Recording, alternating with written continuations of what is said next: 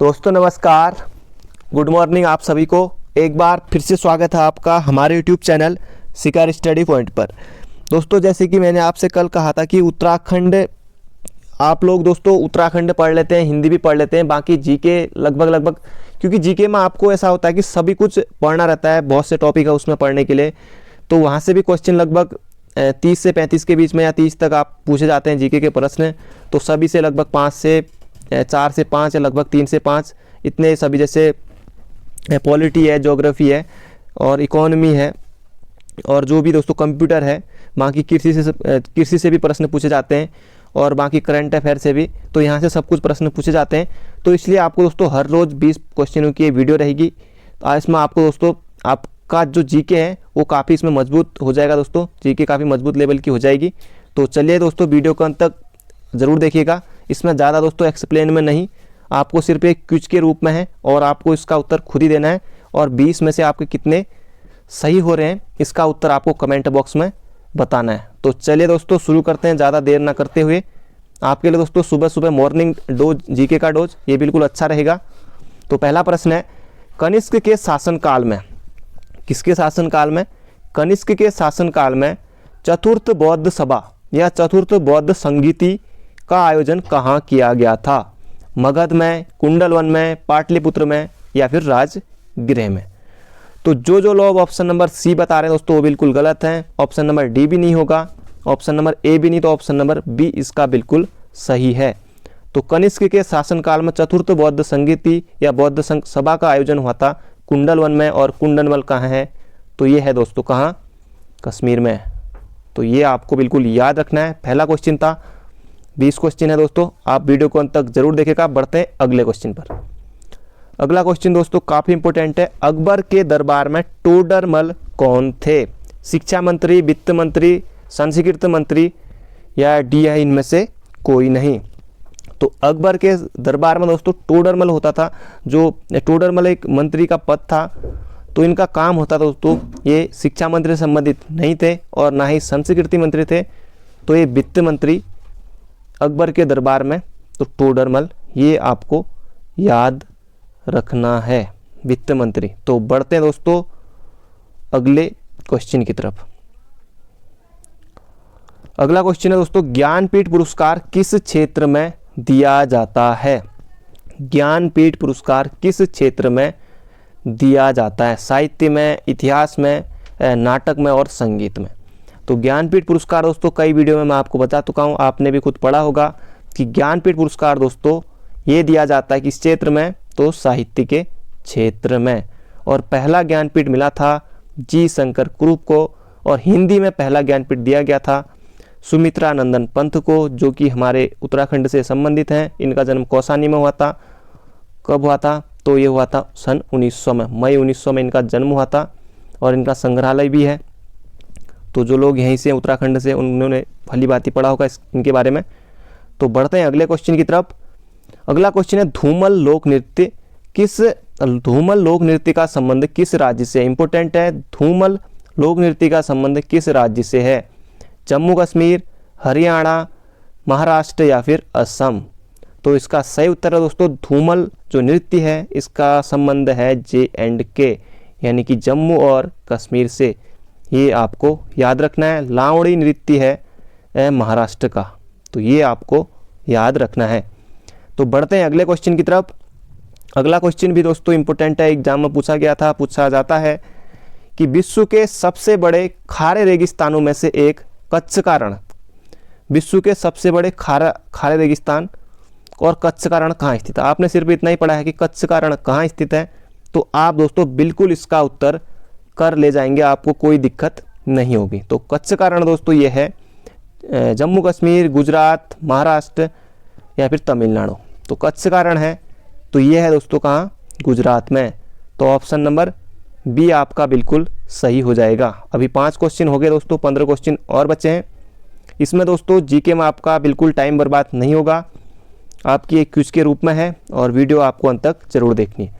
तो भील जनजाति, अगला क्वेश्चन है हमारा क्वेश्चन नंबर 6। भील जनजाति भारत में सर्वाधिक निवास करती है, या भील जनजाति सर्वाधिक कहाँ निवास करती है, तो ये आपको बताना है। जम्मू कश्मीर, गुजरात, मध्य प्रदेश या फिर तमिलनाडु। तो इसका सही उत्तर है ऑप्शन नंबर डी नहीं है, ऑप्शन नंबर इसका सी बिल्कुल सही है। भील जनजाति सर्वाधिक निवास करती है, तो यह है दोस्तों कहाँ, मध्य प्रदेश में। तो बढ़ते हैं अगले क्वेश्चन की तरफ। अगला क्वेश्चन दोस्तों यह है, आपको इसमें बतानी है कि कौन सी आग्नेय शैल नहीं है। अक्सर दोस्तों सब लोग पढ़ते हैं और सब कुछ पढ़ते हैं, पर इस तरह से जो शैल के प्रश्न है, ये चट्टानों से हैं, इस तरह से के क्वेश्चन बहुत कम ही लोग पढ़ते हैं। तो कौन आग्नेय शैल नहीं है, गैब्रो, ग्रेनाइट, डोलोमाइट या फिर बेसाल्ट। तो बेसाल्ट है आग्नेय शैल में आती है, ग्रेनाइट भी है, गैब्रो भी है। तो इसका आग्नेय शैल नहीं है, तो इसका सही उत्तर हो जाएगा कौन, डोलोमाइट। तो आपको बिल्कुल इस प्रश्न को बिल्कुल याद रखना है। तो बढ़ते हैं अगले क्वेश्चन की तरफ। अगला क्वेश्चन है 1969 में कितने बैंकों का राष्ट्रीयकरण किया गया। आपने आज तक पढ़ा होगा कि 14 बैंकों का राष्ट्रीयकरण कब किया गया। एग्जाम में इसी तरह से कई बार क्वेश्चन बना है, और इस तरह से भी 1969 में कितने बैंकों का राष्ट्रीयकरण किया गया, इस तरह से भी एग्जाम में क्वेश्चन आया है। एसएससी में भी पूछा गया था, उत्तराखंड में भी पूछा जाता है, रेलवे में भी, हर जगह ये प्रश्न बनता है। और ये हुआ था दोस्तों इंदिरा गांधी के टाइम। उस समय इंदिरा गांधी जी उस समय पीएम थी, तो उनके समय हुआ था 14 बैंकों का राष्ट्रीयकरण। तो इसका सही उत्तर ऑप्शन नंबर बी, 14 बैंकों का राष्ट्रीयकरण हुआ था 1969 में। तो ज़्यादा आपको दिक्कत नहीं हुई होगी उस ऑप्शन में, क्योंकि ये क्वेश्चन काफ़ी एग्जाम में पूछा जाता है, तो आप लोगों ने भी इसको भली भांति पढ़ा होगा। तो बढ़ते हैं दोस्तों अगले क्वेश्चन की तरफ। ये क्वेश्चन भी दोस्तों उत्तराखंड के एग्जाम में पहले पूछा जा चुका है 1-2 बार, और एसएससी में तो आता ही है, खैर यहाँ का फेवरेट ही है, और भी एग्जाम में आता है। तो दलाल स्ट्रीट कहाँ स्थित है, दिल्ली, मुंबई, लंदन या फिर सिंगापुर। 2 ऑप्शन है आपके भारत के और 2 ऑप्शन है विदेश के। तो इसका सही उत्तर दिल्ली नहीं है, लंदन भी नहीं है, तो इसका सही उत्तर है दलाल स्ट्रीट कहाँ है, तो ये हो जाएगा मुंबई में। तो बढ़ते हैं दोस्तों अगले क्वेश्चन की तरफ। अगला क्वेश्चन है, ये दोस्तों कौन भूल सकता है, आप लोग को भी पता होगा। आप लोग पर उस समय जो लोग अगर आप लोग उस समय पढ़ते होंगे जिस समय या कुछ करते होंगे, तो नोटबंदी कब हुई थी।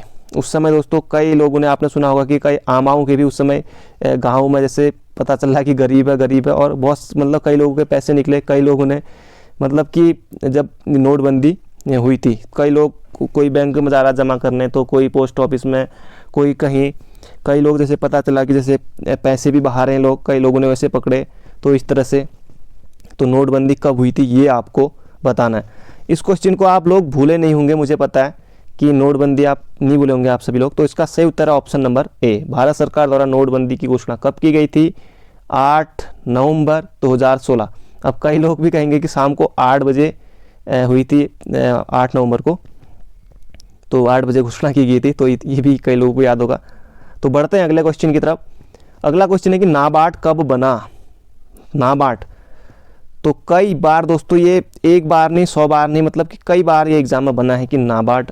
हर एग्जाम में कोई भी आयोग हो, किसी भी राज्य का हो, एसएससी हो या कोई भी पेपर कराता है, उत्तराखंड है, यूपी, बिहार, कहीं भी अगर ये हर जगह क्वेश्चन पूछा जाता है। तो नाबार्ड कब बना था, तो ये बना था दोस्तों 12 जुलाई 1982 को। तो ये आपको याद रखना है, नाबार्ड की स्थापना कब हुई थी, 12 जुलाई 1982। बिल्कुल याद कर लेना, 12 जुलाई 1982 को नाबार्ड की स्थापना हुई थी। तो बढ़ते हैं अगले क्वेश्चन की तरफ। अगला क्वेश्चन है, भारतीय संविधान के अनुसार कार्यपालिका का प्रमुख कौन होता है। तो कार्यपालिका का वास्तविक प्रमुख, संवैधानिक प्रमुख तो ये होते हैं दोस्तों कौन, प्रधानमंत्री नहीं, महान्यायवादी भी नहीं, गृह मंत्री भी नहीं, राष्ट्रपति। तो बहुत से लोगों ने इसका सही उत्तर दिया होगा। जो लोग सही उत्तर दे रहे हैं दोस्तों बिल्कुल सही है आपका। तो बढ़ते हैं अगले क्वेश्चन की तरफ। अगला क्वेश्चन है कि भारत में सही मायने में स्थानीय स्वशासन का जनक। तो सही मायने में स्थानीय स्वशासन का जनक किसे कहा जाता है। अगर आपने इतना ही पढ़ा है, बहुत से लोगों ने इतना याद किया होगा, तो आपका उत्तर आ गया है कि स्थानीय स्वशासन का जनक किसे कहा जाता है। तो इसका उत्तर लॉर्ड कर्जन नहीं है, लॉर्ड मेयो भी नहीं है, लॉर्ड रिपन सही स्थानीय स्वशासन का जनक। और लॉर्ड मेयो के समय दोस्तों उत्तराखंड में कई बार बना है कि 1872 में पहली जनगणना इनके समय हुई थी, और लॉर्ड रिपन के समय नियमित जनगणना 1881 से शुरू हुई थी। तो आपको कमेंट में बताना है कि जो 2021 में जो जनगणना जैसे हर 10 साल में होती है आपको पता है, तो ये कौन से नंबर की जनगणना है, 14, 15, 16 या फिर 17 में से आपका ऑप्शन है, तो आपको कमेंट बॉक्स में बताना है। तो बढ़ते हैं अगले क्वेश्चन की तरफ। अगला क्वेश्चन दोस्तों आपका ये संविधान से है कि संविधान का कौन सा अनुच्छेद समान नागरिक संहिता से संबंधित है। तो अनुच्छेद 44, अनुच्छेद 48, अनुच्छेद 40, अनुच्छेद 48 है। अनुच्छेद 40 में ग्राम पंचायतों का गठन है। अनुच्छेद 48 में दोस्तों जो पर्यावरण सुरक्षा से संबंधित है। अनुच्छेद 48 में पशु, कृषि, पशुपालन शायद इनसे संबंधित है। और इसका सही उत्तर है समान नागरिक संहिता। समान, ये चार दोनों समान है, तो समान नागरिक संहिता अनुच्छेद 44 में है। अनुच्छेद 44 में है समान नागरिक संहिता। तो बढ़ते हैं अगले क्वेश्चन की तरफ। अगला क्वेश्चन भी काफ़ी इंपॉर्टेंट है। किसने सर्वप्रथम प्रेस सेंसरशिप लागू की, वेलेजली, डलहौजी, कर्जन या फिर हेस्टिंग्स। तो इसका सही उत्तर है वेलेजली। ये आपको याद रखना है। उत्तराखंड के एग्जाम बना था कि वेलेजली भारत कब आया, तो कब आया, तो 1798 में। एक एग्जाम में पूछा गया था किसी एग्जाम में, तो ये आपको याद रखना है। तो बढ़ते हैं अगले क्वेश्चन की तरफ। अगला क्वेश्चन है साइमन कमीशन भारत कब आया। तो ये भी दोस्तों बहुत बार एग्जाम में उत्तराखंड के बन चुका है। हर जगह पूछा जाता है कि साइमन कमीशन कब भारत में आया। साइमन कमीशन में विरोध करते हुए लाला लाजपत राय की मृत्यु हुई थी। तो बहुत कुछ, साइमन कमीशन कब भारत आया, तो ये आया दोस्तों 1929, 1928, 1931 या फिर 1919। तो 3 फरवरी 1928 को बम्बई पहुंचा था। ऑप्शन नंबर बी हमारा बिल्कुल सही है। दोस्तों प्रश्न कैसे लगे, आपको मज़ा आ रहा है कि नहीं आ रहा है, आपको कमेंट बॉक्स में ज़रूर बताना है। तो बढ़ते हैं अगले क्वेश्चन की तरफ। अगला क्वेश्चन है समान वर्षा वाले क्षेत्रों को जोड़ने वाली रेखा कहलाती है। तो इस तरह के प्रश्न दोस्तों बहुत कम ही लोग पढ़ते हैं, और जो लोग इन क्वेश्चन को सही कर जाते हैं वो मेरिट में बन जाते हैं, क्योंकि बहुत कम लोग इस तरह के प्रश्नों को सही करते हैं। समान वर्षा वाले क्षेत्रों को जोड़ने वाली रेखा कहलाती है आइसोबार, आइसोहाइट, आइसोथर्म या फिर आइसोहेलाइन। तो इसका सही उत्तर है समान वर्षा वाले क्षेत्रों को जोड़ने वाली रेखा कहलाती है। तो इसका सही उत्तर है आइसोबार, नहीं आइसोथर्म। तो सभी आइसो हैं, तो बहुत लोग तो ऐसे कंफ्यूज हो गए होंगे। तो इसका सही उत्तर है आइसोथर्म। तो बढ़ते हैं अगले क्वेश्चन की तरफ। अगला क्वेश्चन है बकिंघम नहर कहाँ स्थित है। कलिंग तट पर, मालाबार तट पर, कच्छ तट पर या फिर कोरोमंडल तट पर। तो बकिंघम नहर ये है कोरोमंडल तट पर। आपका ऑप्शन नंबर डी बिल्कुल सही है। तो 2 क्वेश्चन और बचे हैं। ये दोस्तों ये क्वेश्चन भी इंपॉर्टेंट है, कई बार एग्जाम में पूछा जाता है। कपास की खेती के लिए सर्वाधिक उपयुक्त मिट्टी है या सर्वाधिक अच्छी मिट्टी है, जो भी कहें। तो कपास की खेती के लिए तो क से को आपको याद रखना, तो क से हो जाएगा क्या, काली। तो कपास की खेती मिट्टी के लिए जो हो जाएगा काली। तो महाराष्ट्र, गुजरात में यहाँ ज़्यादा पाई जाती है। तो ये किस फसल के लिए उपयुक्त अगर आएगा तो आपको करना है क्या, ये मूंगफली और जैसे गन्ना, ये सब के लिए ज़्यादा उपयुक्त होती है। आज का आपका आखिरी क्वेश्चन है। बाकी कल मिलेंगे नई वीडियो के साथ, नए प्रश्नों के साथ। कल फिर मुलाकात होगी। तो आखिरी क्वेश्चन है पलासी के युद्ध के समय बंगाल का नवाब कौन था। पलासी का युद्ध कब हुआ था, तो 1757 में हुआ था। अब मीर जाफर, मीर कासिम या फिर सिराजुद्दौला। तो ऑप्शन जिन्होंने नहीं पढ़ा है तो उनके लिए दिक्कत हो सकती है, बाकी आपने पढ़ा है तो इसका सही उत्तर है सिराजुद्दौला। तो अवध का नवाब था, उस समय अवध का नवाब था, वो था दोस्तों कौन, सिराजुद्दौला। पलासी के युद्ध के समय 1757 में। तो ये थे आज के क्वेश्चन। 20 में से आपके कितने सही हुए आप कमेंट में ज़रूर बताएं दोस्तों। क्वेश्चन अच्छे थे। अगर आपको वीडियो पसंद आए तो एक लाइक ज़रूर आपको करके जाना है। तो thank you friend, thank you so much. मिलते हैं अगले वीडियो में।